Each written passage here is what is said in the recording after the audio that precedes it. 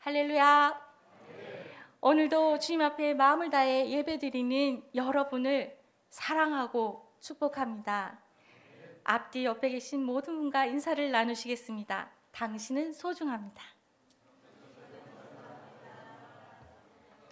감사합니다. 여러분은 정말 소중합니다. 미국 샌프란시스코 남부에 가면은 꽃들이 많이 있는 로스 알토일이라는 마을이 있습니다. 그 거리에는 아주 아름다운 꽃들이 있는데 그곳에 아름다운 꽃이 피게 된 이야기를 잠깐 들려드릴게요. 오래전에 이 도시에는 요한이라는 우편 배달원이 있었습니다. 그는 매일 똑같은 자전거를 타고 또 똑같은 길로 우편물을 배달했는데요. 그렇게 열심히 쳇바퀴처럼 순환되는 삶을 15년이나 살았습니다. 그러다 서서히 중년이 되면서 인생과 직업에 대한 회의가 느껴졌습니다. 그는 자신의 단순하고 단조로운 삶에 실증이 났습니다. 이 우편 배달 일을 계속 할 것인지 아니면 다른 일로 바꿀 것인지, 바꾼다면 어떤 일을 할 것인지에 대해 매일 고민했습니다. 그리고 하나님께 기도했습니다. 그랬더니 하나님은 이 일을 계속하라고 하시는 겁니다.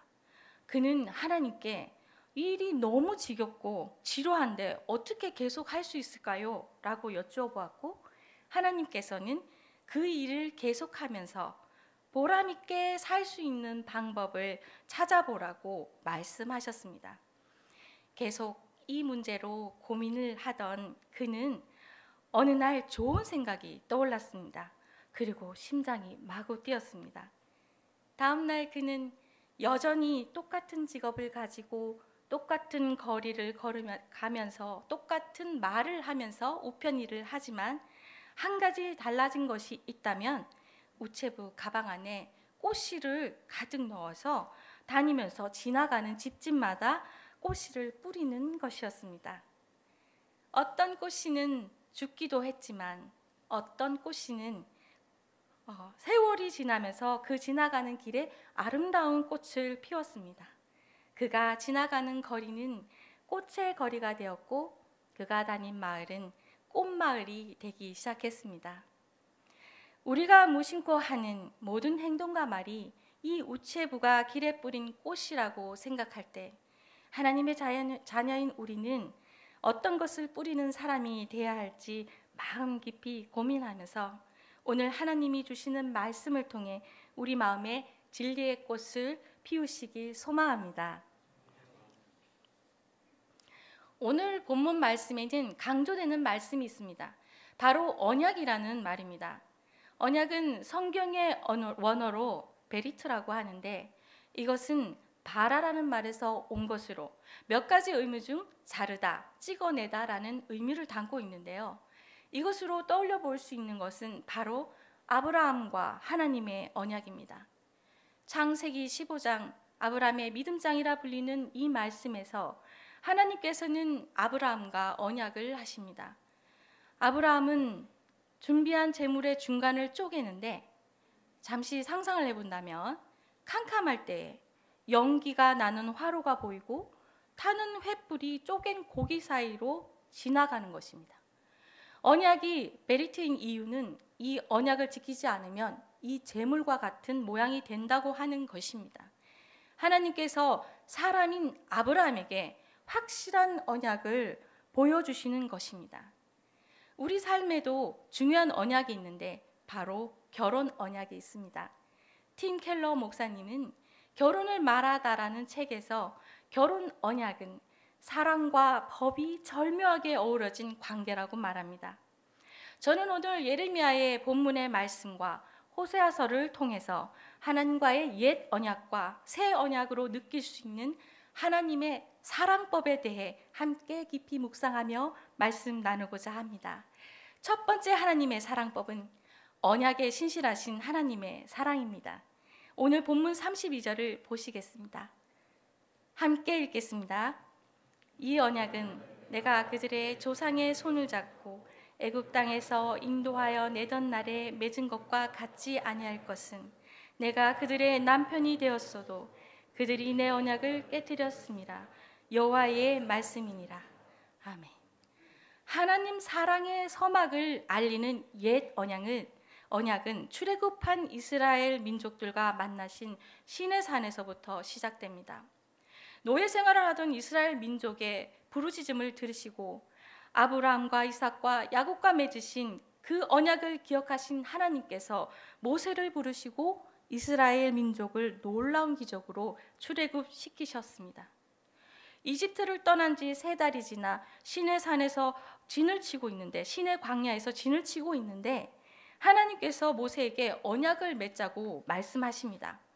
그 언약의 내용은 내 말을 순종하고 내 언약을 잘 지키면 너희는 모든 민족 중에 내 소유가 되고 제사장 나라, 거룩한 백성이 될 것이라는 말씀입니다. 우리 성경에는 소유라는 말로 나오지만 원어로는 보석, 특별한 존재를 나타내는 말입니다. 하나님께서 이스라엘 백성을 향해 호세아서 9장 10절 메시지 성경에는 이렇게 말씀하십니다. 오래전에 내가 이스라엘을 처음 만났을 때 마치 사막에서 포도송이를 만난 것 같았다. 내가 너희 조상을 발견했을 때 마치 열매 맺는 무화과 나무를 처음 발견한 것 같았다. 누군가와 사랑에 처음 빠졌을 때 할 법한 이야기들을 하나님께서 말씀하십니다.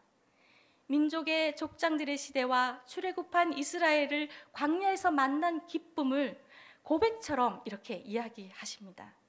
그리고 앞에서 말씀하신 것처럼 내 말을 순종하고 내 언약을 잘 지키면 너희는 모든 민족 중에 내 소유가 되고 제사장 나라, 거룩한 백성이 될 것이라는 언약 체결을 하자고 하시고 이스라엘 백성들도 한 목소리로 말씀하시는 모든 것을 우리가 다 행하겠습니다 라고 이야기합니다.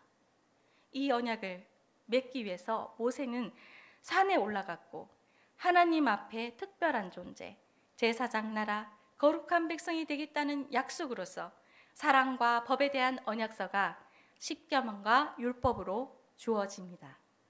이것은 이스라엘과 하나님과의 결혼 언약, 성원서로 볼 수 있습니다. 언약에 신실하신 하나님께서 그들을 이집트의 노예 생활에서 건져주시고 기뻐하신 처음 그 마음으로 특별한 존재, 제사장 나라, 거룩한 백성으로 백년 가약을 맺어주시는데 결과는 어땠을까요? 오늘 본문 예레미야서에서 하나님께서는 이렇게 말씀하십니다. 내가 그들의 남편이 되었어도 그들은 혼인서약서의 잉크가 채 마르기도 전에 이집트의 황소 신 아피스를 닮은 금송아지를 만들어 놓고 그곳에서 하던 그대로 타락한 종교제의를 행하고 있었습니다. 우리는 어떻습니까? 우리는 주님과의 인격적인 만남, 그 은혜의 만남 속에 다짐했던 대로 말씀대로 다 지켜 행하고 살아가고 있을까요? 저는 기억합니다. 사랑하는 내 딸아 이렇게 불러주신 주님의 음성 앞에 엎드리던 날에 주님, 저처럼 슬프고 상처 입은 영혼을 위해 사용해 주십시오. 주님만을 바라보며 주님 뜻대로 사용되기를 원합니다.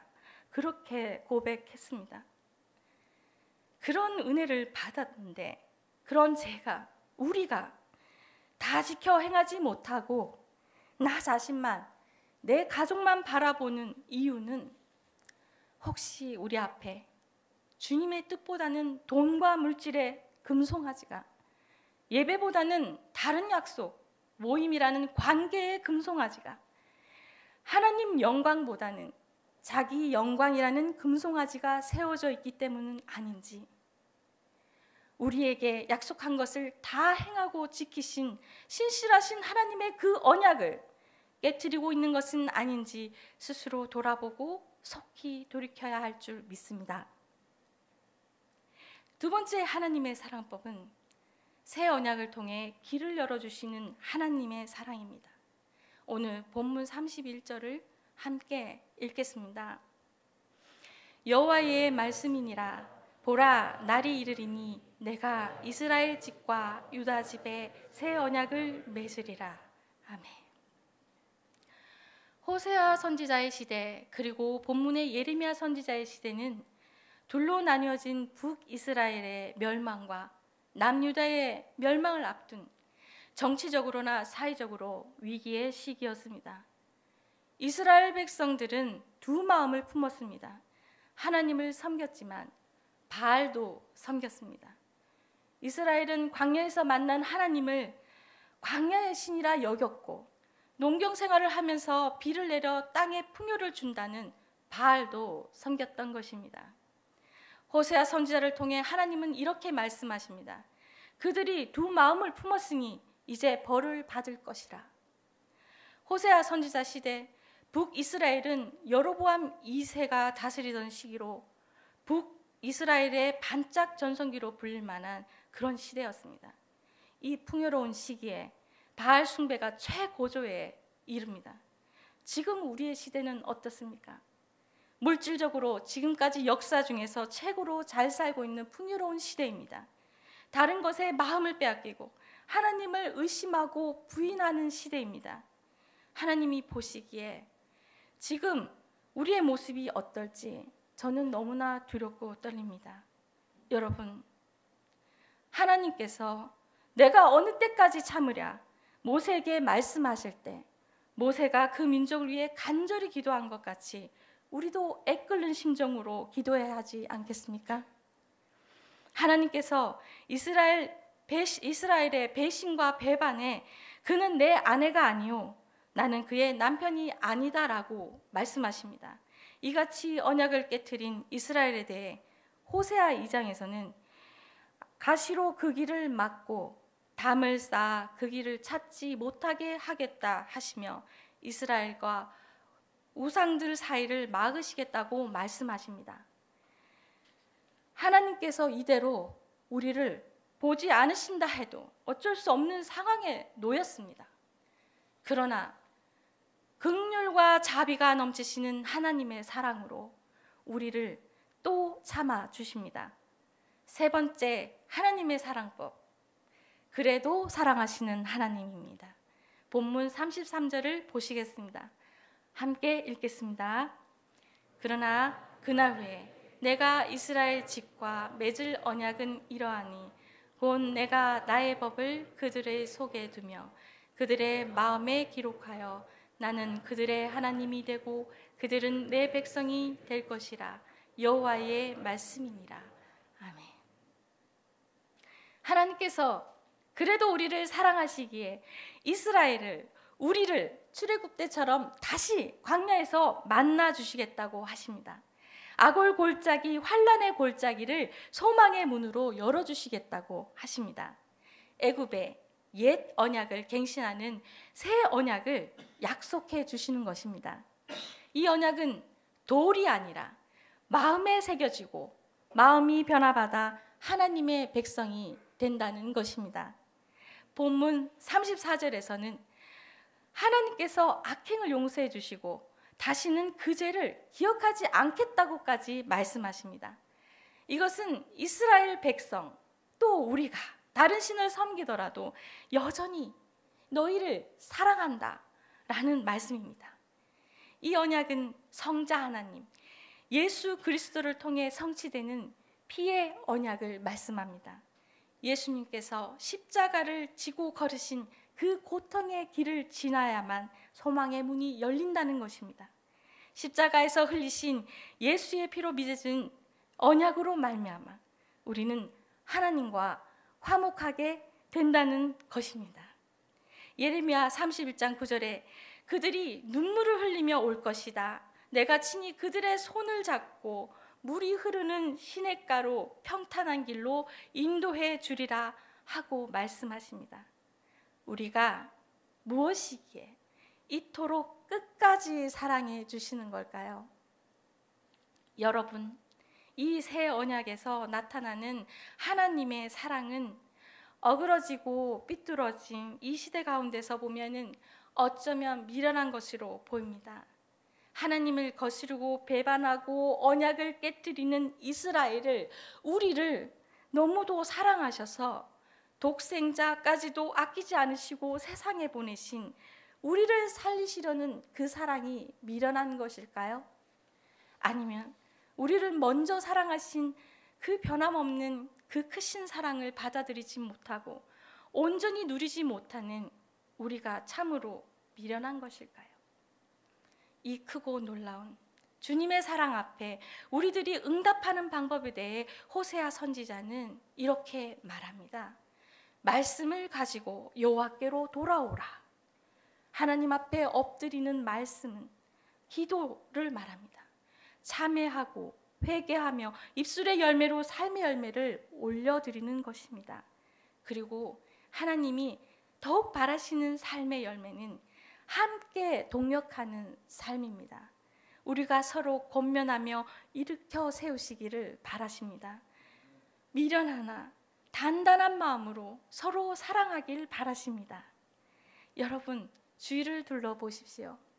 내 옆에 계신 분이 하나님께서 보내주신 귀한 보석임을 잊지 마시기 바랍니다. 그리고 혹여라도 우리에게 사랑의 마음으로 귀한 충고를 해주시는 분이 계신다면 감사하시길 바랍니다. 그럴 때 우리의 삶이 주님께 온전히 올라가며 그 신실하신 사랑에 응답되어진 믿음으로 살아가는 우리가 될 것입니다. 사랑하는 포항 우리 교회 성도님, 하나님은 어머니가 아이를 절대 포기하지 않는 것 같은 사랑으로, 미련해 보이나 고귀한 사랑으로 우리를 사랑하십니다. 한 번, 두 번, 10번, 아니 수많은 배신과 고통을 안겨드려도 끝까지 우리를 사랑하시고 말씀을 들고 나에게 나오라고 길을 열어주십니다. 오늘 이 시간 우리는 또 결단합시다.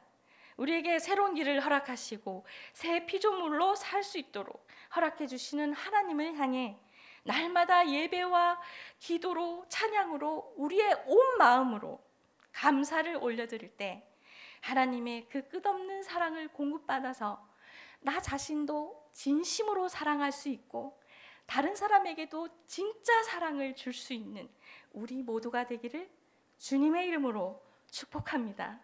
아멘. 기도 드리겠습니다.